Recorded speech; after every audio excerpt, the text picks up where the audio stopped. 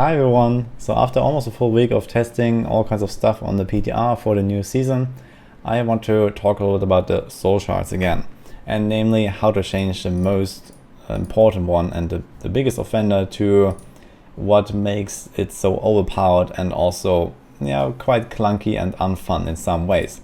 And this is the Sliver of Terror. So basically every single build runs this one in Helm. It is by far the strongest soul shard of the season, with an effect giving you 75% increased damage when you have a skill on cooldown, and also 12.5% reduced damage taken at the same time. So the basic idea of this gem is that it increases your cooldowns, so it's minus cooldown reduction, and you should include a lot of cooldowns in your build and basically face roll them all the time with no thought involved to get this buff. This is kind of an issue, I believe, because it really makes some builds very weird and clunky to play. Essentially, you want to try to stick in as many cooldowns as possible, which in some cases is doable. In some other cases, you just have like a fixed set of 6 skills and can't really change much, but you still get like 2 or 3 or 4 stacks of them naturally. And the thing is that now all of your cooldowns in every single build are supposed to be used whenever they are ready. So essentially you want to macro your entire setup and just not really think about anything. Now there are a few builds where this does not necessarily apply, something like Heaven's Fury, Crusader for example, that also relies on certain timing, like crowd controlling enemies at the right moment. But in general, this is what you do now with everything. Even when your cooldowns are already running, let's say Vengeance on a Demon Hunter, you have to press it again every single time. Or even the Sentry that you have to put up every single time, every few seconds. Meanwhile, a Sentry lasts 1 minute and you don't really want to set up a new one, but you have to because of this.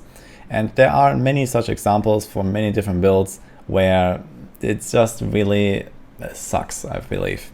The main problem that this gem has is that it has no real downside. It does increase your cooldowns by a little bit, but this is negligible because almost every build also runs the Essence of Anguish that completely makes up for the downside by giving you at least 50% CDR or even 75% CDR all in one go, so that you don't feel this downside at all. Your cooldowns are increased, but on the other hand, your cooldown reduction is increased by much more from the other gem, and everyone just is more powerful, has more cooldown, and you just face roll everything for this effect. Personally, I really like the idea of this super strong upside with a strong downside attached to it. I think that Diablo 3 needs a lot more like that in the future, and this is definitely something for the devs to experiment with in the season theme and then maybe introduce more stuff later on. But for now, I believe that the downsides of these shards are kind of whatever, because they're all essentially negated from another gem. The thing is that even if they bring down the power level of Sliver of Terror, it doesn't really solve the issue, unless we all suddenly start running with the Shard of Hatred, which is the only other DPS option in the Helm. The Fragment of Destruction is straight up useless, besides maybe for some support builds, so you only have those 2 gems to choose from. And this one aggravates a problem that essentially every single build in the game has, which is you have high AoE damage, you have no single target damage, and this one just doubles down on exactly this. In the end, I'm fine with having an extremely powerful season theme and having this incredible high number on the Sliver of Terror, but I believe the downside is simply not enough to warrant a super strong damage and damage reduction upside. So if anything, I believe there should be an actual cost attached to face rolling your cooldowns, so to think about a little bit what you're doing and not just try to macro your entire setup. So for example, your cooldowns are increased, that's fine, and then you also take reduced damage. So this should straight up just be flipped into taking more damage, for example, to give this an actual cost of using your cooldowns to gain more damage.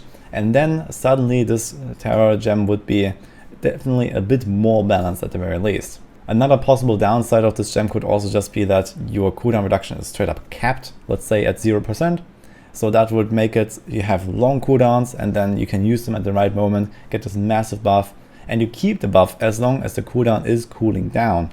So that, especially for builds that don't necessarily rely on having a certain effect active at all times, can still use this and still get a damage bonus, and then get even more when they decide to use all their cooldowns for like the big burst. Or another possible downside could also just be something like that your cooldowns are not recovering for a little while after you use them. So similar how immunity skills work, where it's active for a while and then it will just cool down after the effect ends. So this is another option that would prevent this faceroll synergy of the Sliver of Terror.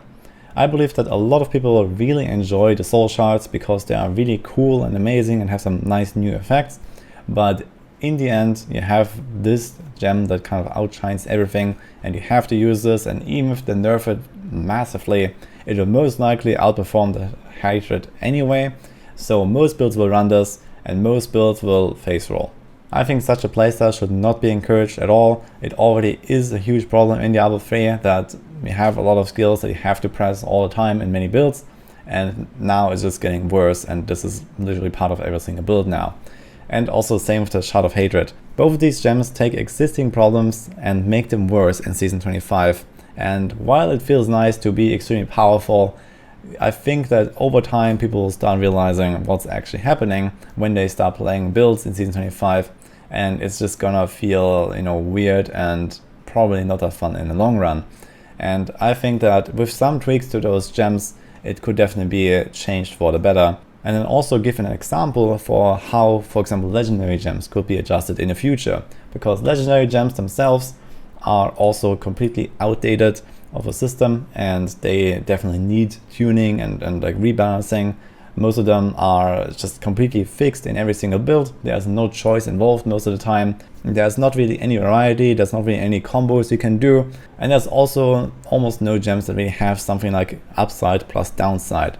So the soul shards can definitely be a nice inspiration for a rework here where we actually get choices. There are definitely options of how we could take existing gems and tweak them and make them awesome and make it more variety for every build in the game. So to sum this up, I think the Sliver of Terror needs a much bigger downside, something that actually penalizes you for using all your cooldowns all the time, because it has an incredibly strong upside with all this increased damage done and reduced damage taken, which is just completely nuts. This is by far the most powerful shard, and it promotes unhealthy gameplay that will not really feel great in the long run.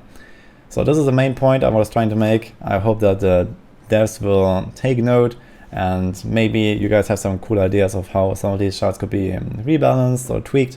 I also made another video talking about the Sin gem in particular, which is kind of pointless the way it works right now, I believe. And that should also see some changes in my opinion.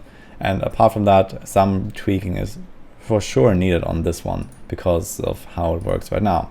So let me know what you think. Maybe you have done your own testing, maybe you have played some builds that I haven't played and you have some similar experiences.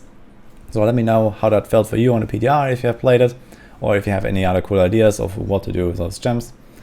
And that's also about it for this video already. So hope you enjoyed my thoughts here, and see you guys next time.